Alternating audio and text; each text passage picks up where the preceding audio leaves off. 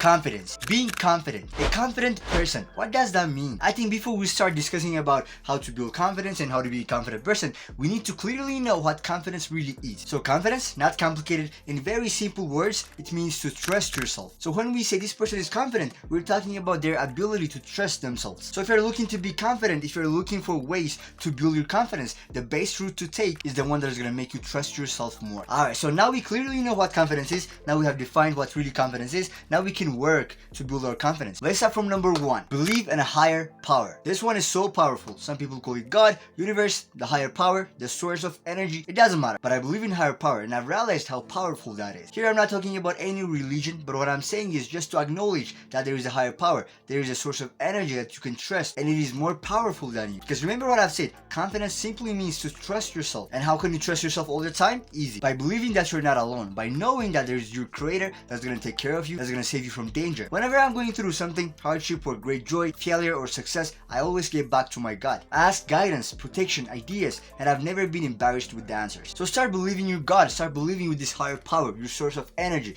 and you're going to see how effortless life is going to be. And you'll see how this attitude is going to make you more confident. Alright, number two. Have a serious talk with yourself. You gotta know that self-doubt, self-criticism, or self-pitiness, or just not being confident in general, these are all unconscious behaviors. Meaning, you don't even know that you're doing these behaviors. It's like you're walking outside and then someone just stares at you and you start thinking negatively in a blink of an eye, like instantly. You start thinking in a bad way. You start thinking that this person is looking at you because you're ugly or you're acting weird. This instant judgment, it is unconscious behavior, right? You cannot be that fast just thinking consciously or judging yourself consciously. So that's why you need to talk to yourself really seriously. You need to see yourself from a higher view and sort out reality from a false belief. Bring a pen and paper and start writing. Where am I lacking? What is my strength? For your strengths, you gotta clap for yourself, man. And for your weaknesses, you gotta focus on them and work on them, because these might be the things that are making you put your head down. If you're constantly doubting yourself, just have a real talk with yourself and know your qualities. If you have the quality to do something, just shut that voice because you're showing it evidence. But if you don't have evidence, work on having one, because the mind loves evidence. It's like you want to trust yourself or become confident in playing football, show yourself the reasons why you are a great player. If you don't have reasons, start to work on having some reasons, some evidence, and you'll see how you're going to start feeling better and how you're going to become confident instantly. As I said, the mind loves evidence to give you confidence. Number three,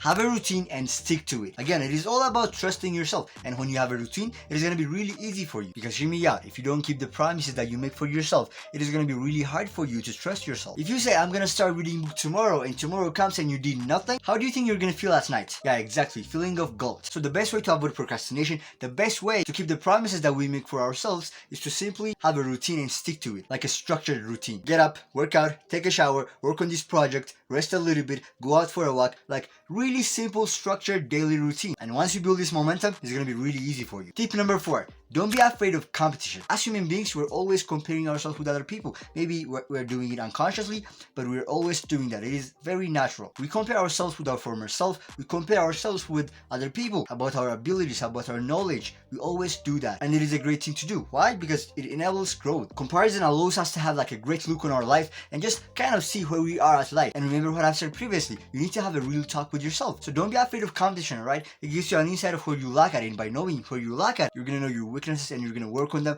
and you're going to have another abilities that you can lean on to trust yourself, to believe in yourself. Alright, now we're on the last tip, alright? Improve your self-image. Your self-image means how you see yourself from the inside out, and it has a direct correlation with your confidence. If you have a bad self-image, which a lot of it is going to be just a limiting belief, you're not going to feel good about yourself. And this is the root of all of your problems. In your self-image, there's a blueprint of your reality. So by changing your self-image, you're also going to change your reality. Really, when you change how you see yourself, the outside world is also going to change. This is called the mirror principle. Everything outside is a reflection of who you are. So the best way to build confidence is to change your self-image, adjust your inner self-talk, change the blueprint of your reality that is stored within you. And if I have to give you one best advice to change your self-image, it has to be visualization. First, identify your limiting beliefs that you have, or like the bad habits that you have, and then identify the type of person that you want to become, and then visualize yourself being that person. This is the best and effortless way to change your self-image, okay? So daily, visualize yourself being that person and like really embody that person, be that person. Feel like that person. Feeling is the secret. Vividly see yourself acting like that person. Alright, so this is the end of this video. I know that I've given you best tips, best advices to build your confidence. Now it is your turn to put in the work, to implement things that I've told you. Thanks for watching. Ciao.